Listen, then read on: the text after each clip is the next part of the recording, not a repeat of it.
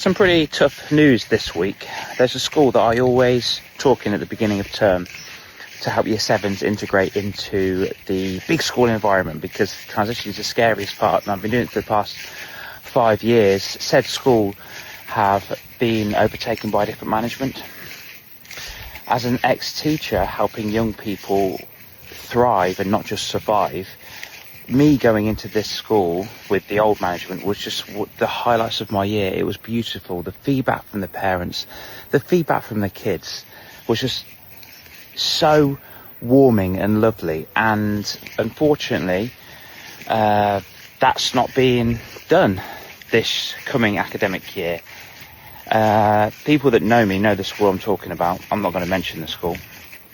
It's just quite heart-wrenching, really, because I believe strongly that the schools that are going to be left behind over the next 10 years are the schools that just purely focus on academic progress, which is what it seems that the school's doing. Parents are furious, by the way. They've really kicked off in the parent community Facebook group, and rightly so. I believe the schools that focus on well-being, a nurturing environment, sensory practice, helping kids with neurodiversity are the ones that are going to lead the future. I strongly feel certain schools out there are just purely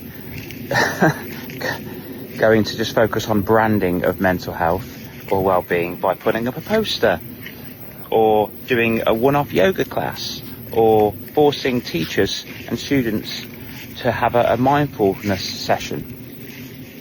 It's not about that. We need to integrate mindfulness, wellness into the curriculum, because the school focuses on attendance over belonging, compliance over curiosity, punishment over understanding.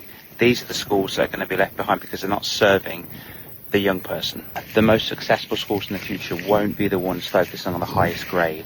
They'll be the ones that are focusing on helping a young person be creative, be kind, be warm, be compassionate, problem solve, understand how to overcome a certain situation, be resilient, be confident.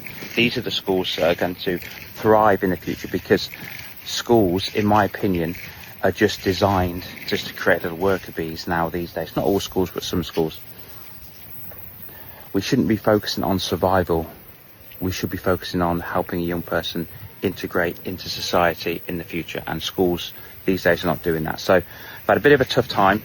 To receive that email was really hard, but I guess these things happen. It just means that I can speak in other schools. And funny enough, in my local area, there's another school that's contacted me because they are beginning to see the value of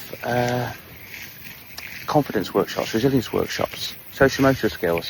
So all is not lost. There will be children in my local area that will be impacted by the things that's going to help a child thrive in life, not just survive. Anyway, just a bit of a real post from me today, no fluff, and I hope that you are going to enjoy your 6 weeks holiday if you're a parent, a student or a teacher.